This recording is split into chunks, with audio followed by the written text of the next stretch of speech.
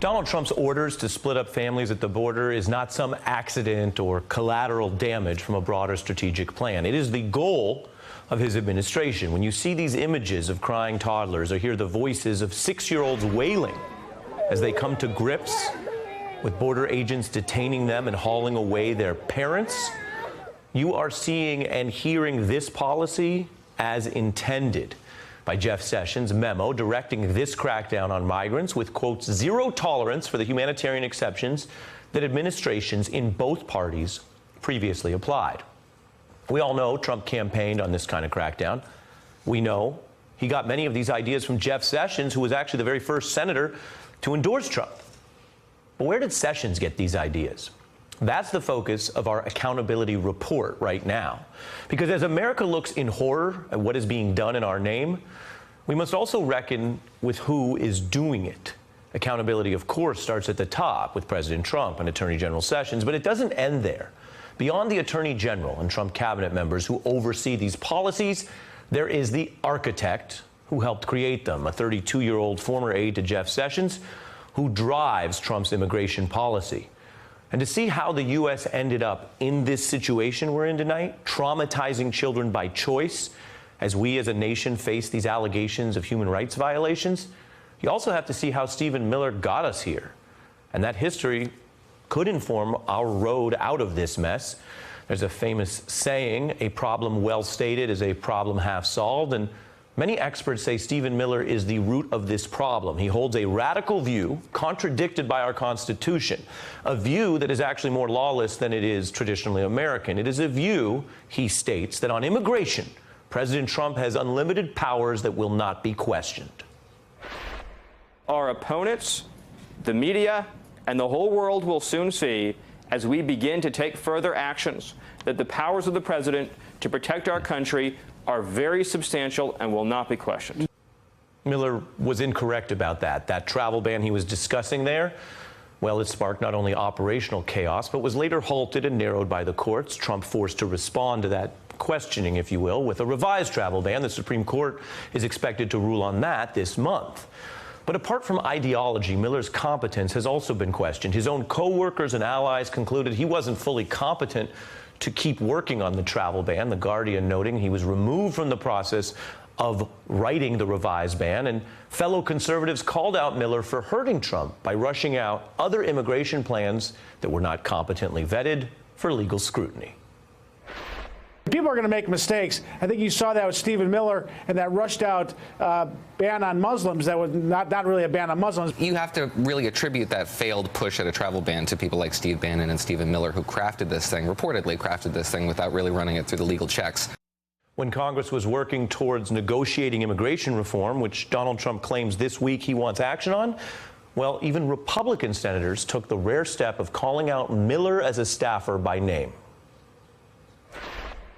As long as Stephen Miller is in charge of negotiating immigration, we're going nowhere. Going nowhere. Now, other observers say Miller doesn't mind these critiques, or he may even relish them, because he's not interested in traditional public interest policy making.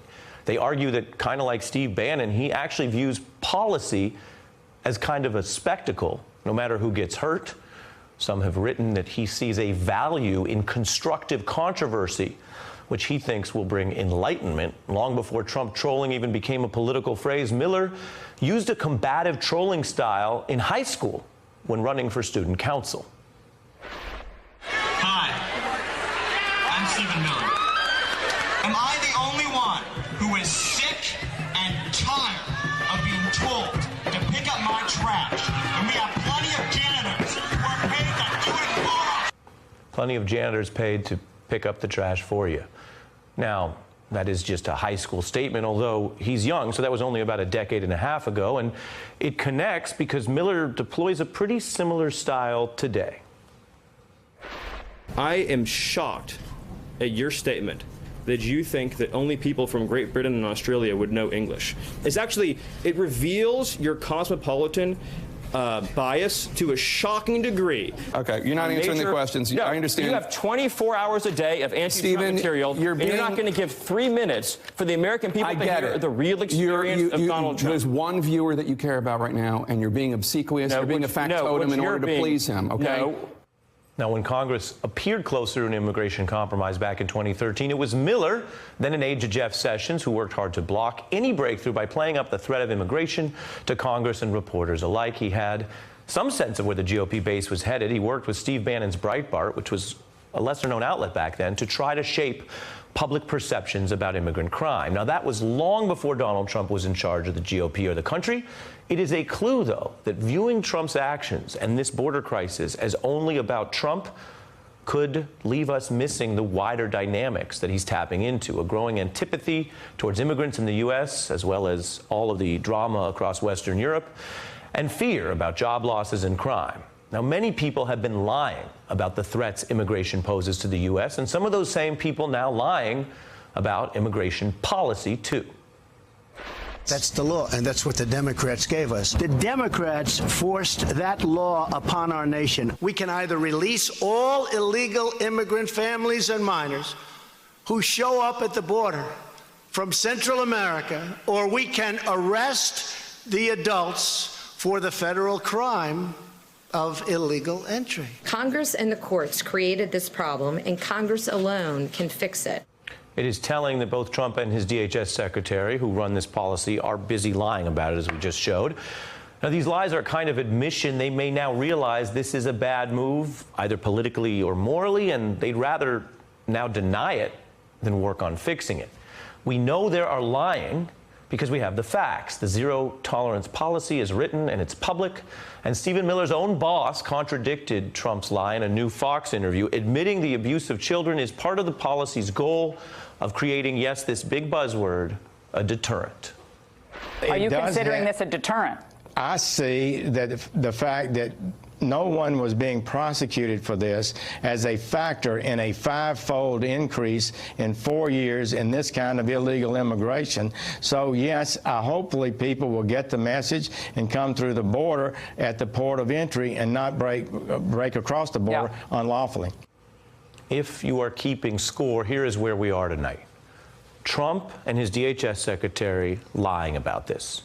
Jeff Sessions trying to have it both ways, but admitting, at least under questioning, what the goal is, the deterrent. And Stephen Miller, the original architect, not pretending this policy is anything but a clear and simple move to provide zero tolerance for these families and other humanitarian considerations. I should mention we've reached out to Miller for comment and to come on the beat. He's declined. 2 days ago, though, he publicly said in the New York Times that splitting families is a simple decision by the Trump administration to have a zero-tolerance policy for illegal entry, period. A simple decision. There's a cruelty in those 3 words, even by the standards of 2018. And I think it does lay bare part of how we got here and why this problem does run deeper than the spectacle of one Donald Trump. You've seen the pictures. People are suffering tonight.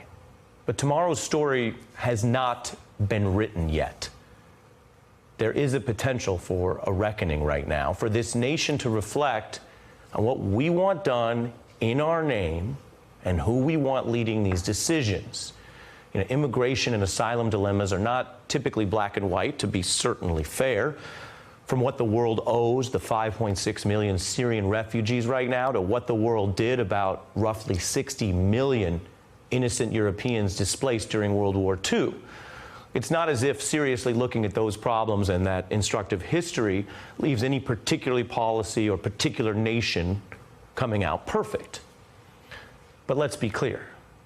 No one with any real experience reckoning with those challenges, from the families who lived it, to the humanitarian workers who tried to help, to lawyers and judges who deal in the thicket of asylum law every day, I don't think any of those people would seriously state that these kind of calls about law and mercy, about life and death, that these are simple decisions. And those calls, in those crises I mentioned, Syria, World War II, that's a long way from a proactive, Trump U.S. government policy splitting children from their parents as a tool of deterrence, which of course may be a euphemism for intimidation. So as citizens, as we decide what to do each day about any potential reckoning, I think the most devastating thing you can probably say about Donald Trump and Stephen Miller right now isn't a criticism, it's not an attack. The most devastating thing is just their words stacked up against the results of their deeds tonight. Let everyone see it and hear it until we decide when it must stop. Mr. Miller says separating these families is a simple decision for zero tolerance for illegal entry, period.